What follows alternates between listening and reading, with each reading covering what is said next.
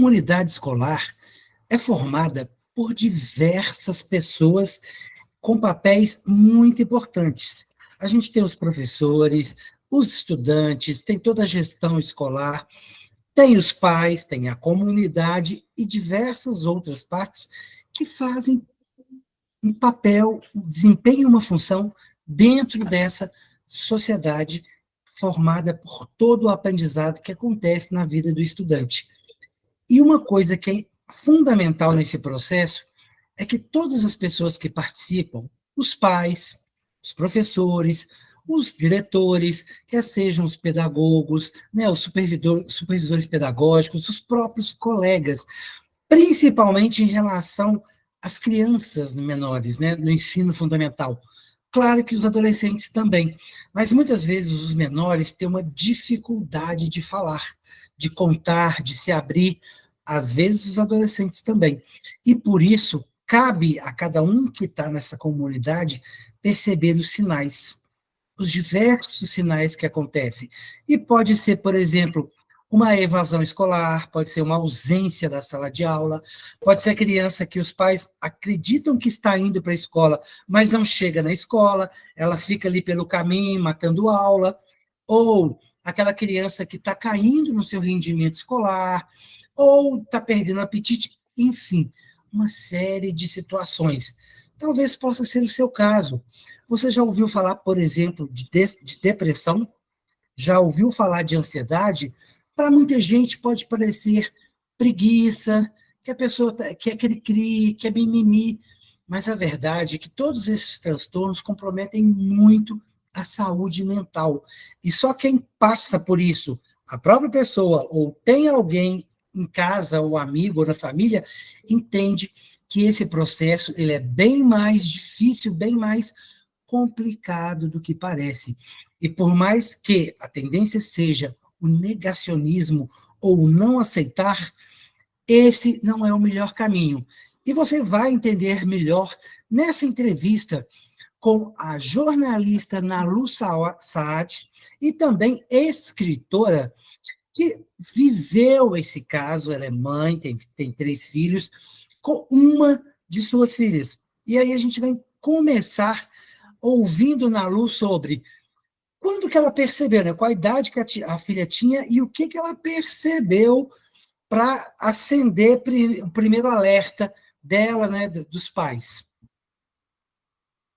Então, Edmilson, quando a minha filha alcançou 9 anos, ela teve uma queda expressiva no rendimento escolar, que coincidia com várias mudanças na organização da família. Eu estava numa jornada muito grande de trabalho, e aí a tendência foi acreditar que talvez a minha ausência, a minha jornada de trabalho, estivesse atrapalhando ela na escola, e a gente começou a receber muita reclamação de para casa não feito, tarefa não feito, insubordinação em sala. Isso, assim, não combinava em nada com ela, porque ela era a primeira aluna da sala, sempre E era uma... tinha 2 irmãs ou 2 irmãos mais velhos? 2 irmãos mais velhos que estavam... Meninos. Ela menina, eles meninos. Não, eu tenho 2 meninas e um menino. Então, eu tenho um menino que na época ela tinha 9, então são 6 anos, ele tinha 15, e a outra tinha 12. São três, Que três até então não tinham passado por situações semelhantes, e você lidou com isso na rede privada? na rede privada, na rede Tá. E aí escola vamos privada. falar dos sinais, então, que você começou com os 9 anos. E aí eles começavam a nos chamar e nada funcionando, e a gente começou, castigo, tira celular, tira videogame, tira isso, proíbe de sair, proíbe de ir para casa do colega, aquelas estratégias que tinham dado muito certo quando os filhos mais velhos ali tinham, né, não cumpriam com suas obrigações. Mas tinha umas questões ali que eram para além, assim, muita sonolência, dormia na sala de aula, dormia em casa, uma apatia, ou às vezes não, uma euforia muito extrema. Tinha uns altos e baixos que a gente só conseguiu enxergar depois. Eu, como mãe, só enxerguei isso como sintoma anos depois. Hoje eu consigo olhar para lá e enxergar como sintoma. Puramente por falta de informação, por acreditar que a depressão nunca atingiria uma criança ou uma pré-adolescente, por não ter vivenciado tal experiência. Mas nesses 9 anos, você ainda não tinha chegado nesse diagnóstico, e aí eu Não. até queria que você também comentasse em relação à escola, quer dizer, os professores e quem quer que seja da gestão, orientaram vocês para fazer alguma coisa ou só informavam o que não era realizado ou entregue por ela? Nesse momento, era mesmo uma questão muito informativa, de, olha, não está funcionando, alguma coisa está dando errado. Chegaram em alguns momentos a sugerir um acompanhamento psicológico, mas nós achamos, eu achei, na época, o pai dela também, nós achamos uma grande bobagem, que não tem necessidade, vamos resolver aqui do nosso jeito, como sempre resolvemos. A gente sempre foi muito rígido, com muito controle do que eles estavam fazendo ou não, então vamos resolver, porque isso aqui na nossa cabeça era um problema de educação, de limite. Né?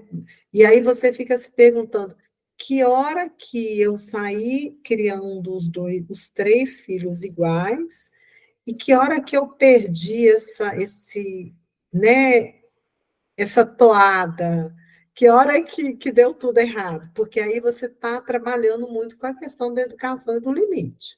Então, você está voltando para a sua responsabilidade o conduzir dessa criança. Você não E está. você fica numa linha tênue, né, Nalu? Porque você, mãe, né, já tinha, teoricamente, criado dois, né? Uma mais nova, é como você acabou de falar, provavelmente do mesmo jeito, da mesma forma, e existe um componente muito perigoso aí, a culpa, né? Como é que vocês lidaram com isso?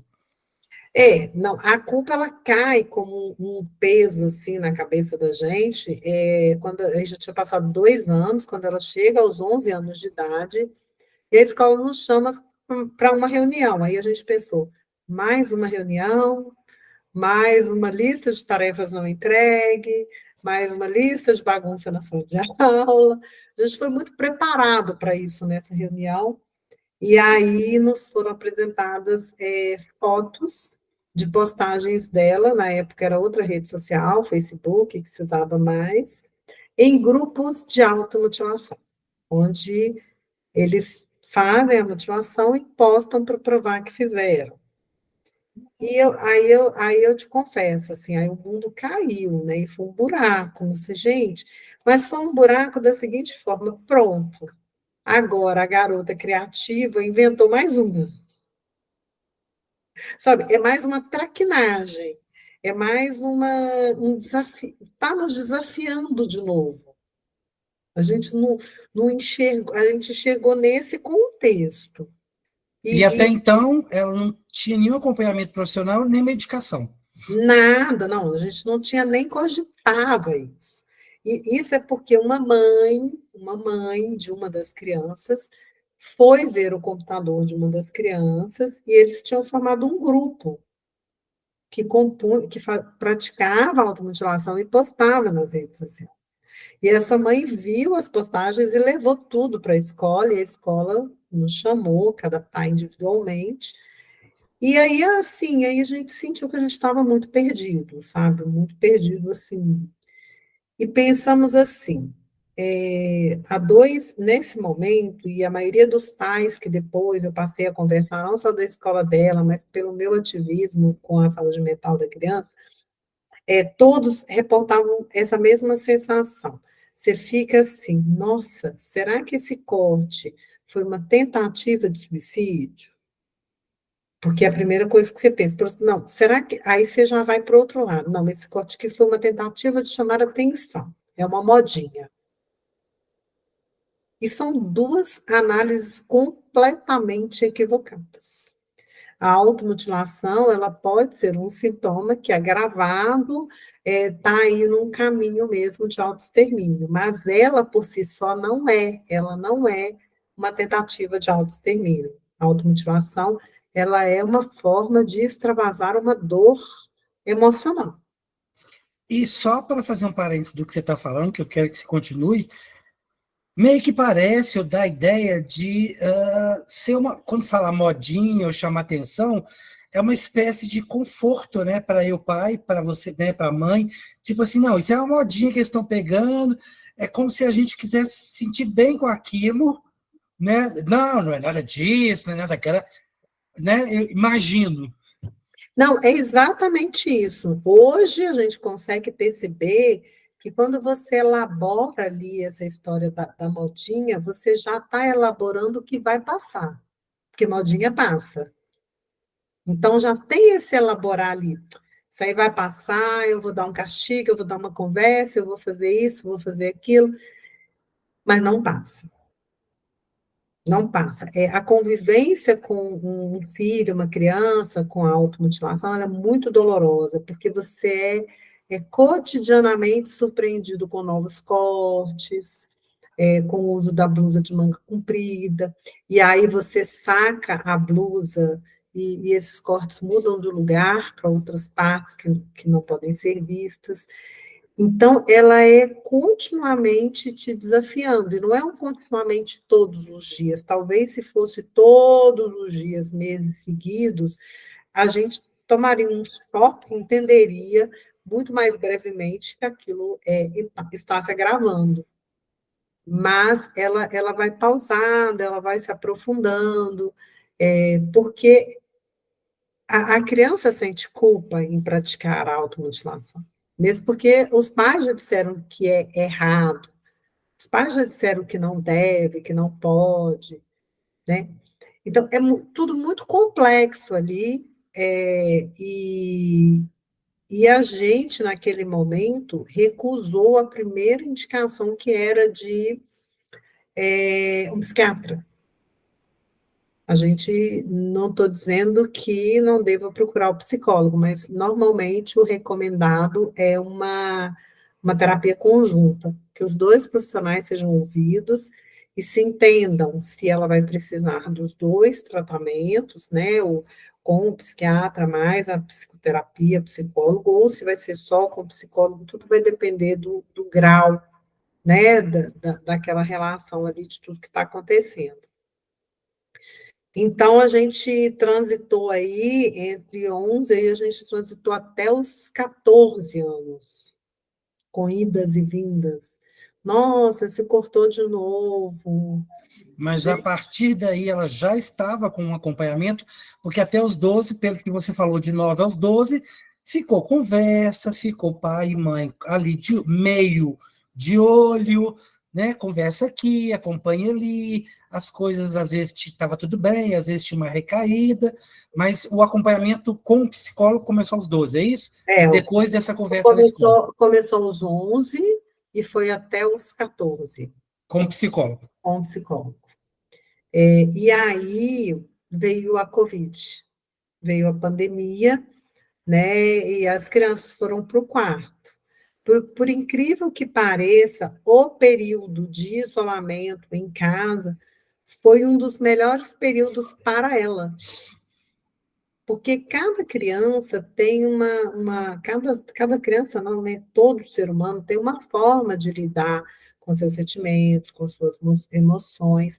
Hoje ela já tem um conhecimento de que ela não gosta de uma vida social muito ativa.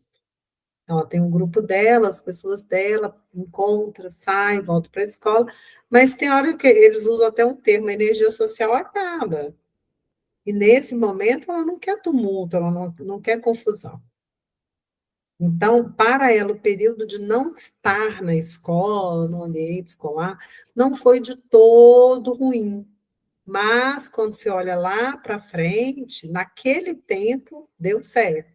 Mas, quando você olha lá para frente, houve uma perda aí de socialização muito grande, um agravamento. E eu tive uma Covid grave, né? Eu fiquei internada, a poucas horas de ser entubada. Isso foi mais um gatilho, mais um impacto. E aí as mutilações se agravaram muito, e o estado emocional dela se agravou muito, já retornando para a escola, já tinha retornado para a escola, e a escola me reportando, olha, ela dorme em sala, ela não conversa, ela se irrita, ela não está bem, ela não entrega material, e a gente conversando com a escola, e a gente dando retorno, e era um acompanhamento muito contínuo, até que houve umas mutilações, como automutilação, sim, não como tentativa de suicídio muito grave, que eu decidi levá-la ao psiquiatra. E aí, nessa primeira consulta, a psiquiatra olhou para mim e falou assim: a situação da sua filha é muito grave.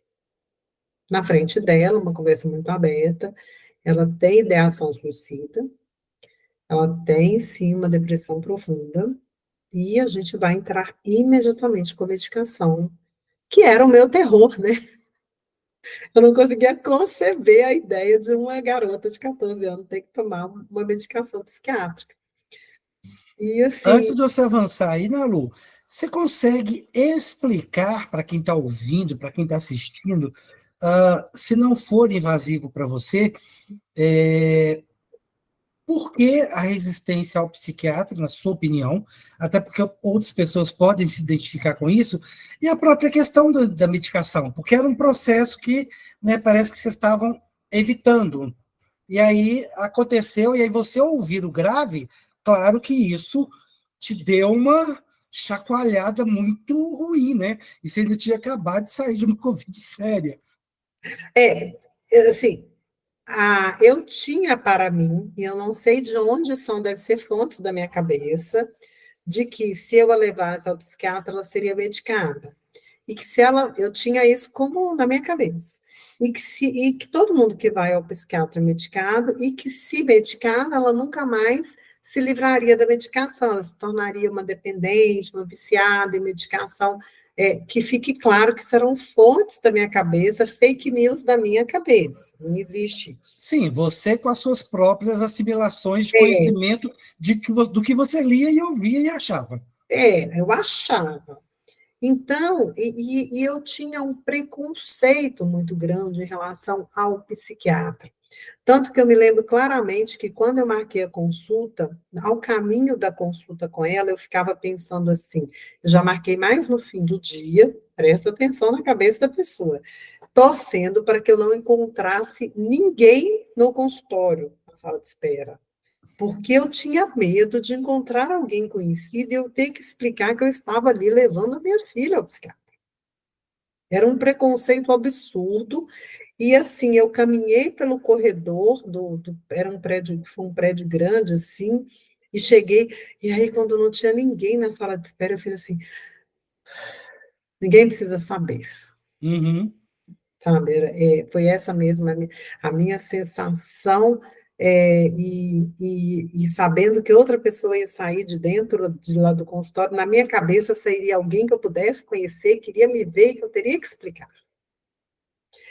No fundo, hoje, eu tenho um entendimento que a própria depressão nela já me causava um constrangimento, já me causava uma vergonha e uma culpa, porque a gente associa a depressão a uma doença moral, como se ela tivesse sido causada pelo comportamento de alguém, como se ela tivesse sido causada pela falta de atenção de uma mãe, pela falta de amor, pela falta de limite. É comum as pessoas falarem assim: ih, tem de tudo, por isso que está desse jeito. Na minha época, não era assim.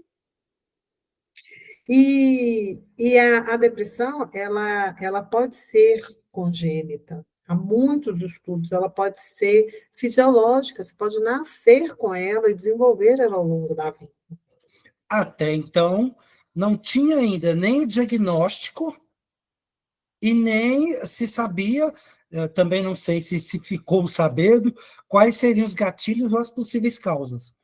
Não, a gente não tinha o diagnóstico, até esse momento no consultório, e o diagnóstico, assim, o primeiro diagnóstico já foi muito rápido, assim, rápido que eu falo em termos, assim, ela já conversou com a médica, ela já deixou muito claro todos os sentimentos, as ideações suicidas, a todas as dores que ela sentia emocionais, a tristeza de viver, a apatia, a vontade de não fazer nada, estava tudo muito claro, muito explícito ali para a médica, e lógico, ela foi aí ao longo né? Desde então, já tem 3 anos fazendo vários testes até que a gente fechasse claramente.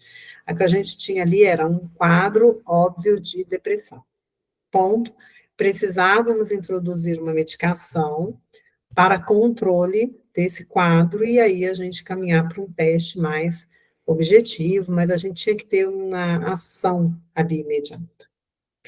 Mas ali, naquele instante que ela entrou primeiro, dentro do consultório da médica, depois eu entrei, que a gente conversou, eu até falo isso na palestra do TEDx, eu senti um alívio. Porque tudo que eu estava caminhando, desde os 11, dos 9 até os 14 anos, ali, 5 anos caminhando, batendo cabeça, de repente encontrava uma resposta, sabe? Era uma doença. Era diferente já. Não era porque houve um divórcio, que eu tinha me divorciado do pai dela, não era porque houve uma Covid ou porque eu contraí uma Covid, não era porque talvez eu não estive tão presente. Essas culpas, elas iam se esvaindo ali, sabe? Ou não era porque ela não foi bem assistida na escola, porque a gente sempre acha que o filho, ele é fruto de tudo que a gente fez. Então, isso trouxe aquele alívio assim, olha, é uma doença, temos uma medicação e agora nós temos que tratar. Eu lembro que a gente entrou muito ressabiada no caminho, essa cena é muito clara para mim, no corredor, e a gente saiu de mão dada, rindo, sabe assim, vamos ali comprar remédio. Era um outro cenário, que era aquele entornando na gente, assim, sabe? Era o extravasar, né? Era o botar para fora. Até aí, Nalu, como é que foi o processo escolar? Ela conseguiu ir passando de ano? Vocês ficavam mais próximos? Tinha que acompanhar para casa, trabalho?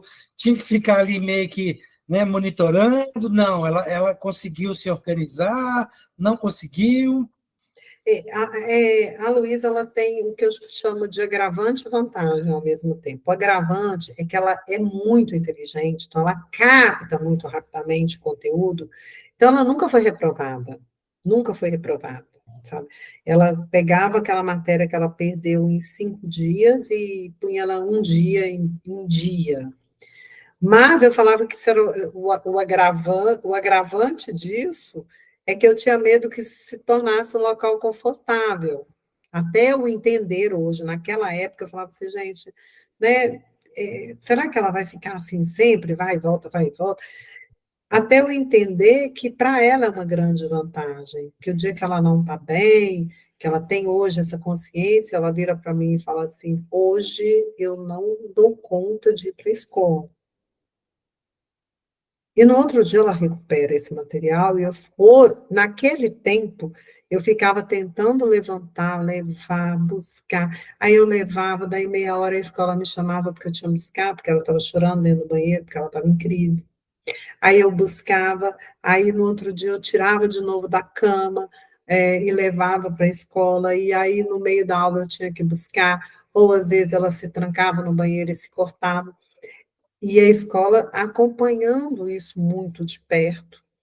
Uma coisa que eu fiz, Edmilson, e que eu acho que eu acertei por intuição, não era porque eu tinha informação, ou talvez por desespero. Eu marquei uma reunião na escola, logo após o atendimento psiquiátrico, sentei com a escola e disse assim: olha, ela tem depressão. É grave, é perigosa, e precisamos ficar de olho nela 24 horas. Todos nós, até a gente conseguir estabilizar. Eu tive essa coragem de chegar e levar isso para a escola. O dia que eu levei isso para a escola, eu senti um alívio muito grande, porque ela corria um risco de morte enquanto ela estivesse desequilibrada e desregulada, entendeu? Desequilibrada, que eu falo emocionalmente. E aí eu dividia com a escola essa função e essa responsabilidade. Não transferindo, mas Dividir. trazendo a escola para o processo, porque no momento que ela estava na escola, aí você precisava que a escola tivesse um pouco mais atenta, né? Não é se furtando, né? Deixando de exercer a sua função, e também aprendendo, né? Se superando, entendendo que você precisava lidar com os seus conceitos, se existiam ou não, né, para falar, para mostrar, né, o medo de achar alguém no lugar, enfim, você entendeu que tudo bem viver, conviver, tudo bem ter esse tipo de doença, qualquer um pode ter. Eu ouvi uma explicação da psiquiatra dela, que é a doutora Cristina Bechelani, uma pessoa maravilhosa, assim. A explicação dela foi assim: se seu filho tiver um câncer, vamos pegar uma doença crônica e grave, que é um câncer, que a gente sempre pensa, né? E aí ele está num tratamento quimioterápico.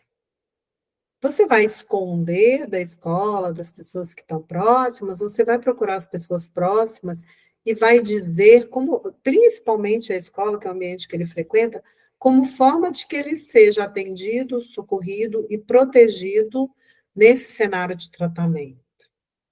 Você vai fazer. Então, assim, eu passei a lidar com a depressão como uma doença crônica e grave que ela estava em tratamento. E que tem uma questão aí que você está falando e me ocorreu, e eu queria te perguntar, até porque quem está assistindo e está, né, muito interessado na questão, houve bullying, por exemplo, né, a gente percebe muito isso no caso de uma, né, no caso dela mais nova, né, dos 9 aos 14, quer dizer, ela viveu crises, situações, né, que vocês ainda não sabiam, que talvez ela não soubesse, a própria escola. Então, vocês tiveram esse tipo de situação também no meio desse caminho? Tivemos, gravíssimas. Algumas eu só soube quando ela tentou suicídio pela segunda vez, que foi a última vez, e aí no hospital a gente teve uma conversa muito aberta, de crianças que ela ia abrir a mochila e os colegas da turma do bullying começavam assim: o que será que ela vai tirá-la de lá agora? Uma faca? Um remédio? Será que tem um revólver? É aquele falar baixo, que é para provocar.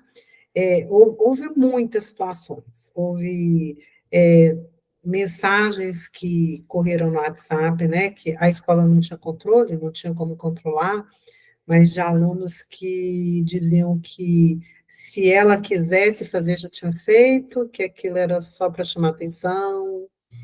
Isso é muito perverso e doloroso, porque isso reproduz um pouco, eu não estou dizendo que os pais dessas crianças disseram isso sobre a minha filha, mas isso reproduz o que a criança reproduz, o adolescente, o que o adulto disse em algum tempo da vida sobre o outro.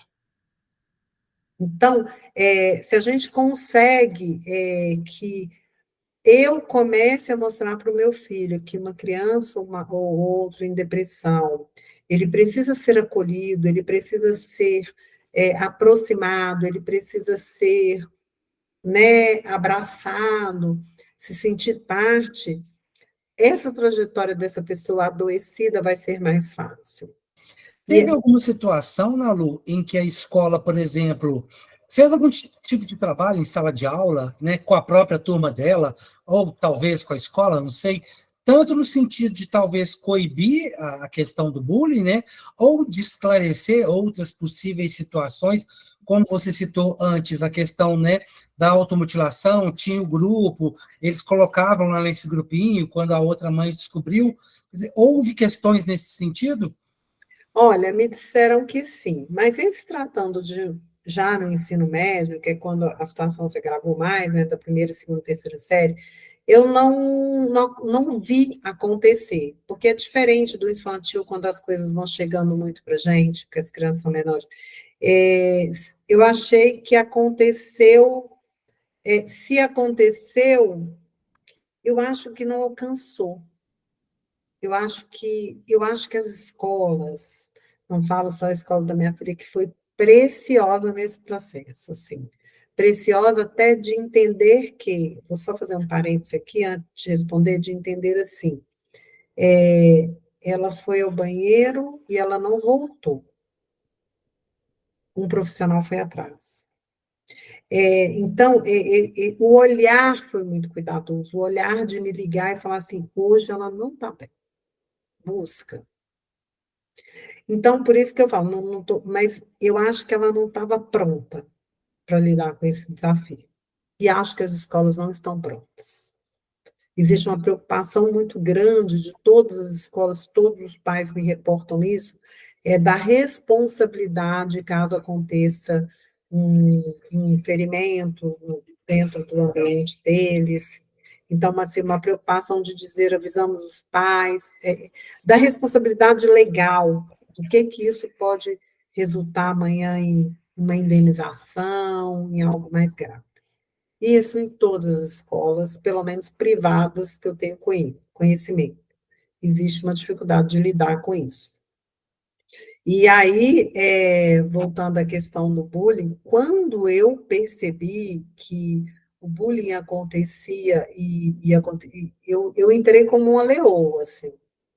Aí eu virei leoa, assim, sabe? Eu falei, olha, agora vocês... Eu sempre fui a mãe, pela minha criação, que você não discute muito a regra do professor, que a escola, assim, ela decidiu a enturmação vai ser essa, vai separar seu filho dos melhores amigos, porque está precisando enturmar. Mas, dessa vez, eu cheguei como uma leoa e falei assim, vocês vão trocá-la de sala, está aqui o relatório médico. E a troca aconteceu. Sim. Então, esse processo, ele foi bem... Aí eu tive que ser um pouco mais contundente, eu tive que tomar as rédeas ali, né, uma mãe mais, que eu não era, mais impositiva. Eu sempre soube que gerir uma instituição escolar era muito difícil. Então, eu era menos impositiva. Nesse momento, eu falei, bem, agora é a vida da minha filha, a gente vai ter que mexer nesse negócio aqui. E isso deu a ela também um senso de estão olhando por mim, estão brigando por mim e estão me ouvindo. Eu não estou falando alguma coisa porque eu sou mimada, porque eu quero. Isso deu a ela uma noção de eu estou sendo ouvida. Isso foi muito importante nesse processo.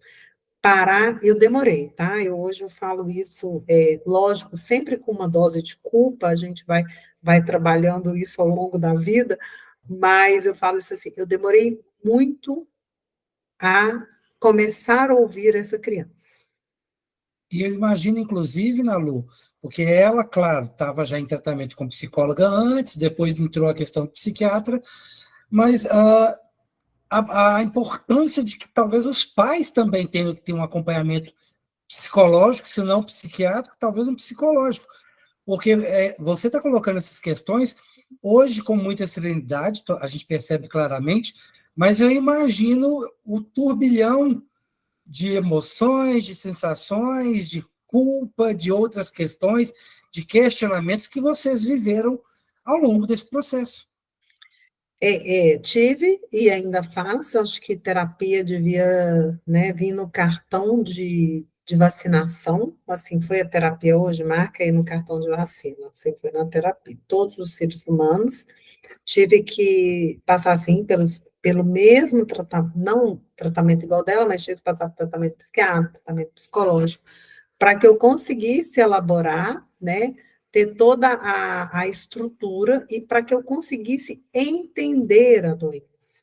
É muito difícil você entender, se eu te falasse hoje, eu estou com muita dor de cabeça, você vai entender que eu estou com dor de cabeça, porque você já teve dor de cabeça. Se eu falar com você, não sei se você já teve enxaqueca na sua vida. Eu também nunca tive. Então, quando as pessoas me dizem que estão com enxaqueca, o meu entendimento de enxaqueca é uma dor de cabeça muito forte. Mas dizem que eu não faço ideia do que é. Então, eu acho que é justamente isso. Como é que eu conseguiria entender uma doença que eu nunca tive? Então, o papel do psicólogo, além de me dar todo o suporte emocional, elaboração da culpa e tudo mais, me trouxe essa capacidade, essa ferramenta de compreender uma dor que eu não conheço. de aceitar uma dor que eu desconheço e que existe, entendeu? E detalhe, ela não é visível, ela não aparece no exame de sangue, ela não aparece nos exames de imagem. Eu acho que o grande desafio da humanidade de lidar com uma doença emocional é porque ela não vai aparecer, né? O diagnóstico é científico, por percepção, por anamnese, etc. e tal, mas ela não vai aparecer nenhum númerozinho naquele exame de laboratório. E é interessante porque são sinais, sintomas. Se ela não falar para você, você não vai saber, né? Com o tempo, obviamente, você já vai percebendo uma ou outra coisa. Oh, isso é um sinal de que ela está com dor de cabeça, isso é um sinal de que ela não está bem. Hoje, como que está esse processo hoje? Hoje, a gente conseguiu o que eu acho que é o melhor caminho, que é o da comunicação. Então, comunicar. E o comunicar, você bem sabe, não é só o que eu digo, é o que o outro escuta, E né? entende? E entende, né? E valida, né? E valida. Então, hoje eu tenho uma capacidade como mãe, uma mãe rigorosa, que nunca deixou os filhos faltarem à aula e tá. Por exemplo, quando ela acorda e diz assim: hoje, mãe, eu não estou bem, eu posso ficar em casa? Aí o outro fala assim: bem, tem prova? Não. Qual o conteúdo que vai ter hoje que você acha que dá para perder? E aí a gente tem uma, assim, ali, cedo, uma muito cedo, a gente acorda 5:30 da manhã, uma conversa das perdas e ganhos daquele dia. Às vezes ela reelabora e fala assim, ai, eu acho que eu vou até amarrada, porque hoje eu tenho um conteúdo que eu preciso. É uma decisão dela, de maturidade, ela vai e fala assim, posso ir nos 2 primeiros horários e manda me buscar depois? Ok. Ou posso tentar ir, se eu não der conta, eu vir embora? Pode. Aí, porque para vir embora a gente teria que autorizar, né? A escola vai ligar, vai ter que mandar buscar. Ou posso não ir, porque realmente não dá. E eu não vou perder nada, assim. Então, isso é assim, uma autorresponsabilidade, um autocuidado, e ali a gente toma essa decisão. Isso, inclusive, é claro para a escola, é explícito para a escola, eu digo, hoje, ela não foi porque ela não está bem. Tá? Mas isso se tornou muito raro, na medida do, né, desde o ano passado, na medida que ela foi alcançando uma estabilidade e uma noção autorregulatória, né? Hoje a sala está muito bagunçada, eu vou levar meus fones de ouvido porque o barulho me tira o bem-estar. Isso, eu E acho você que percebe literalmente que, desde o processo, né, com o psiquiatra, e medicação, e mais psicólogo, né, existe aí uma evolução, você está percebendo a evolução, não é aquele sobe e desce que a pessoa volta para né, tem recorrências, ou seja, está evoluindo, as coisas estão melhorando e você pode se sentir mais aliviada. nossa, hoje mesmo ela teve consulta, né? As consultas dela agora não, antes elas eram quinzenais, chegaram a ser semanais, hoje elas são bimestrais, né? Então, ela 2 meses sem consultar o psiquiatra, né? A terapia ela permanece na terapia continuamente, e uma constância, que é isso que é uma evolução constante. Mas a gente não fala em cura, a gente fala em controle. Por quê? A cura é um lugar muito confortável e perigoso, tanto nas doenças emocionais quanto nas outras doenças crônicas. A cura nos permite descuidar, por incrível que pareça. Então, a gente fala assim, está controlado. Você baixa a guarda, né? Quando você baixa a guarda, É porque você para de prestar atenção em você. Então, se você está prestando atenção, fala, opa, estou me desregulando mais, algo não está bem. Até para você chegar no psiquiatra e poder reportar como é que foram esses 2 meses. Foram ótimos, me desregulei poucas vezes. Então, estamos no caminho, tá? E com essa proposta que veio dela, da gente falar mais sobre o assunto, porque ela começou a explicitar muito o assunto mesmo, e se sentiu Ela, a sua filha. a minha filha, e com capacidade de ajudar algumas pessoas, alguns colegas, isso ajudou muito, incrível que pareça, isso mostrou para ela, ressignificou a doença, ressignificou a batalha, sabe, a E batalha. mesmo, né, palestrando ou conversando com outros, quer dizer, isso reverte positivamente para ela. É crescimento, né, é ajuda, outras pessoas se identificam, eu não sou sozinha no mundo, né, outras pessoas também vivem o mesmo que eu vivi, isso é normal, isso, né, não é nada para as pessoas ficarem achando que, inclusive, vai ter os contatos da Analu no final da legenda. A Analu está disponível para palestras, né, para, enfim, conversar com em escolas e outros lugares, tudo marcado com tempo, dentro do que couber na agenda dela, na medida do possível, né, até a filha dela também vai. Por quê? Porque elas perceberam que isso ajuda. Não é isso, Nalu? Edmilson, eu fiquei muito impressionada quando a gente começou a colocar nas redes sociais, falar sobre o assunto, a quantidade de pais que começou a me procurar.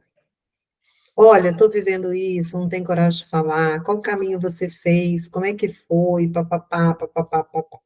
Isso, assim, já foi para mim muito impressionante. No TEDx, no evento, na hora que terminou, eu fui lá para lá de fora, ia dar um toque, em alguns livros, e aí, assim, alguns pais, que eu me lembro, um pai chegou e me abraçou e falou assim, TEDx tinha 2 blocos, né? Eu fechei o primeiro bloco, e aí as pessoas podiam ir para o foyer do Palácio das Artes, depois ia ter o segundo bloco para mais 5 palestras. Ele falou assim: estou indo embora para casa e a culpa é sua. Eu falei, nossa, foi tão ruim assim. Ele falou assim: não, eu vou conversar com meu filho, ele não está bem. É essa a mensagem que isso, essa fala desse pai, para mim já valeu todo o nosso esforço, porque foi um ano de trabalho, de pesquisa para a gente conseguir estar ali né, de elaboração de palestra, né, não é, você não faz ela do dia para a noite, junto com a equipe TEDx. E aí, desde então, todos os pais, pessoas que já foram, pessoas hoje que são jovens, mas que foram crianças e adolescentes com depressão e que não foram entendidas, não foram ouvidas.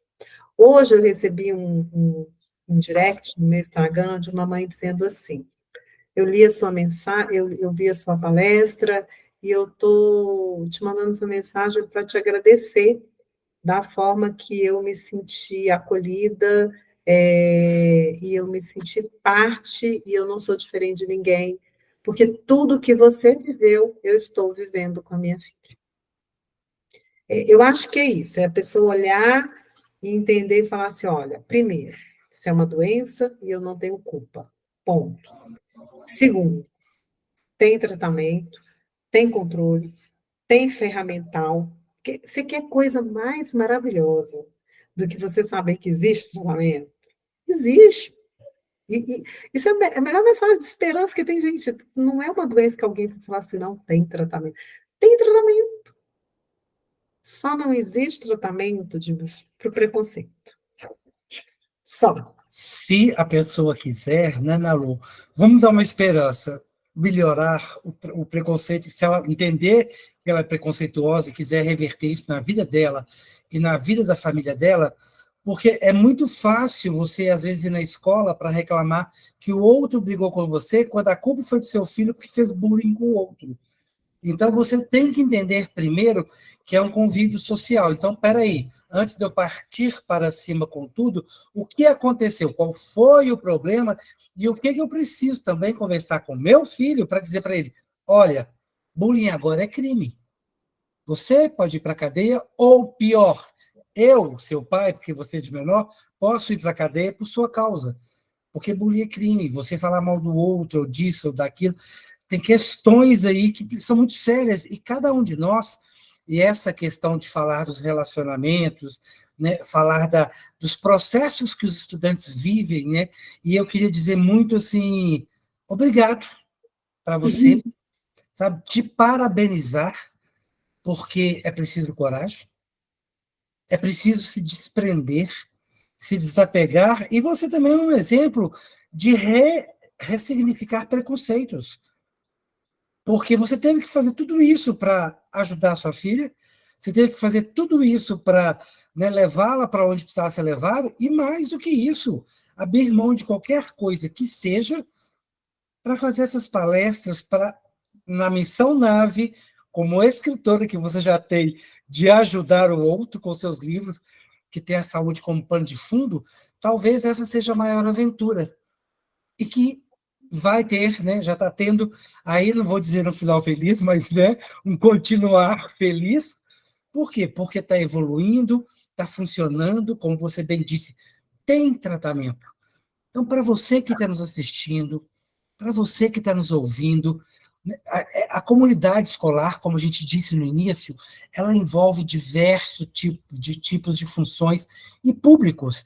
Então, se você é pai, se você é mãe, né, doenças mentais, transtornos mentais, depressão, ansiedade, qualquer coisa, é como se fosse uma gripe, é como se fosse uma doença, tem tratamento, não é motivo de desespero, não é motivo para você ter medo, para você esconder, deixar a pessoa dentro de casa, não querer que ninguém saiba. Por quê?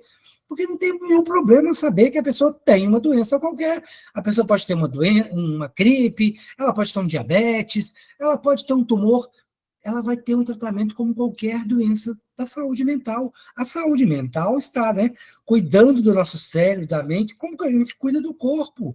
Então, o psicólogo, o psiquiatra é um médico importante, sim, para a gente, inclusive, fazer umas visitas periódicas, mesmo que você não identifique nada, leve seu filho no ensino fundamental, você também vá, né, você pai, você mãe, às vezes você acha, hoje eu estou mais nervoso, eu estou mais nervosa, eu tô sem vontade de comer, estou com vontade de dormir mais. Bom, são sinais, o seu organismo está dando sinais. Procure um psicólogo, procure um psiquiatra. Problema nenhum, faça um check-up mental também.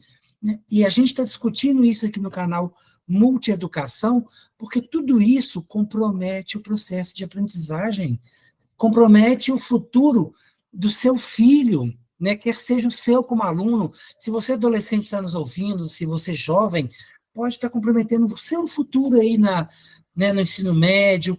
Quem faz a automutilação, você não tem culpa de nada, ninguém tem culpa, não existe culpa nesse processo.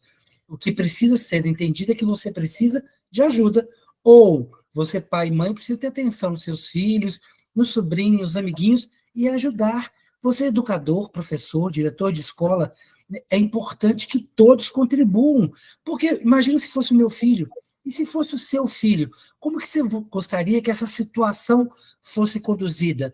Num momento de bullying, né, no momento em que você tem que se transformar numa leoa e fazer a sua posição valer, você deixa uma atitude passiva e passa a ter uma atitude mais ativa.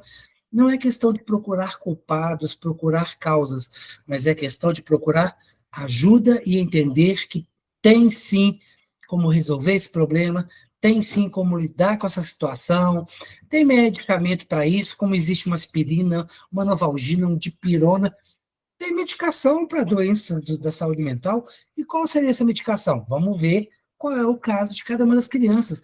Gente, TDAH, transtorno de déficit de atenção, desortografia, descalculia, autismo em vários níveis. Todos nós temos um pouquinho de ansiedade, né, em grau mais leve, em grau menos leve. E, inclusive, a gente brinca muito entre os amigos, o TOC, né, o transtorno obsessivo compulsivo. Você vai lá fechar a porta uma vez, depois você vai lá conferir se fechou, você sai na rua e volta para ver se o portão está fechado, né, põe as chaves no mesmo lugar, coloca as escovinhas, os lápis de cor. A gente brinca com essa coisa de que a pessoa tem toque, isso é um transtorno. É claro que pode não ser nada grave, vamos deixar o psicólogo, o psiquiatra avaliar, mas é importante, é um sinal para a gente procurar ajuda.